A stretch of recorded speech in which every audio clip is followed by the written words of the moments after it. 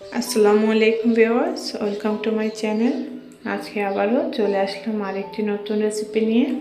আজকের রেসিপিটা আমি করে দেখাবো জর্দা সেমাই কীভাবে সহজ উপায়ে রান্না করবেন। এই সেমাইটি রান্না করার জন্য আমি প্রথমে প্যানে দিয়ে দিচ্ছি 3 টেবিল চামচের মতো ঘি।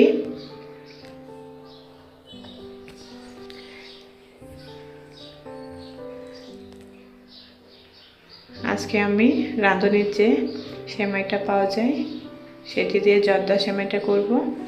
অনেকেই জানতে চান কোন ব্র্যান্ডের সেমাই, সেজন্য বলে দিলাম। এবার ঘিটা গরম হয়ে আসলে দিয়ে দিয়েছি 2টা তেজপাতা, আমি ছিঁড়ে দিয়েছি মাঝখান থেকে, একটু নেড়ে ছেড়ে নিচ্ছি। এর মধ্যে দিয়ে দিব কুচি করে রাখা পেস্তা বাদাম আর কাঠবাদাম। বাদামটাকে ভালো করে নেড়ে ছেড়ে ভেজে নিচ্ছি। দিয়ে দিলাম 2 টেবিল চামচের মতো কিশমিশ। কিশমিশটা দিয়েও আবার নেড়ে ছেড়ে নিচ্ছি।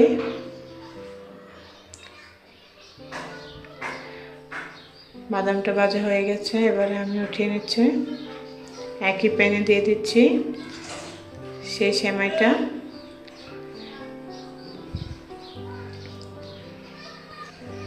সেমাইটাকে ছোট করে একটু ভেঙে নিব রান্নার সুবিধার্থে। এবারে ঘিয়ের মধ্যে আস্তে আস্তে করে নেড়ে ছেড়ে সেমাইটাকে গোল্ডেন ব্রাউন করে ভেজে নিব। সেমাইটা ভাজার ক্ষেত্রে চুলার আঁচটা লোতে করে রাখবেন, না হলে সেমাইটা পোড়া লেগে যেতে পারে। আমার চ্যানেলে যারা নতুন এসেছেন তারা চ্যানেলটিকে সাবস্ক্রাইব করে দেবেন এবং পাশে থাকা বেল আইকনটি প্রেস করে রাখবেন, যাতে আমার পরবর্তী সব ভিডিও সবার আগে আপনারা পেয়ে যান। আর ভিডিওটি ভালো লাগলে অবশ্যই একটি লাইক দেবেন। এবারে দিয়ে দিচ্ছি পরিমাণ মতো চিনি। আপনারা চিনিটা আপনাদের টেস্ট অনুযায়ী বাড়িয়ে বা কমিয়ে দিতে পারেন। আমি এখানে 1 চিমটি লবণ দিয়ে দিয়েছি। আপনারা যারা মিষ্টি খাবারের লবণটা পছন্দ করেন এই পর্যায়ে লবণটাও দিয়ে দিতে পারেন।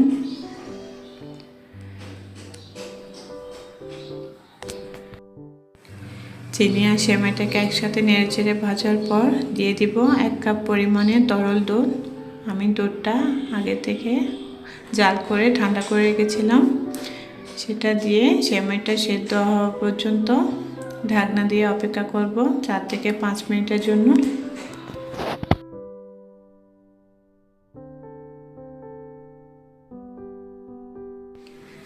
4-5 মিনিট পর সেমাইটা অনেকটাই নরম হয়ে এসেছে। এই পর্যায়ে দিয়ে দিচ্ছি 3 টেবিল চামচের মতো গুঁড়া দুধ। আবারও গুঁড়া দুধটাকে মিশিয়ে নিচ্ছি সেমাইয়ের সাথে।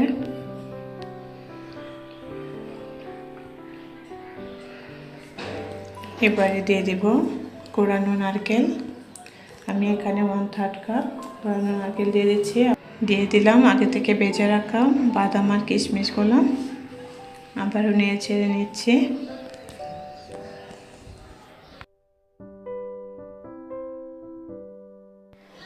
নারকেলটা দিয়েও আর একটু রান্না করে নিচ্ছি।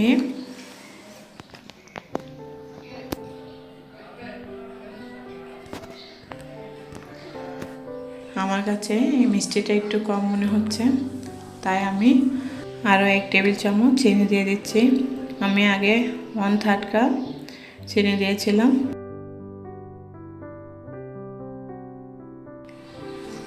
সেমাইটা অনেকটাই ঝরঝরে হয়ে গেছে। এটি ঠান্ডা হওয়ার পর আরও অনেকটাই ঝরঝরে হয়ে যাবে।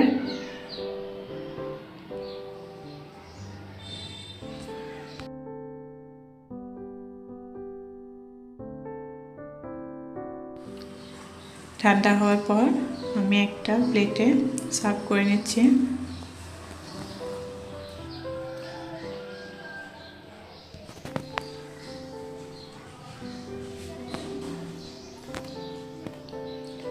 আপনারা সবাই রেসিপিটি ট্রাই করবেন।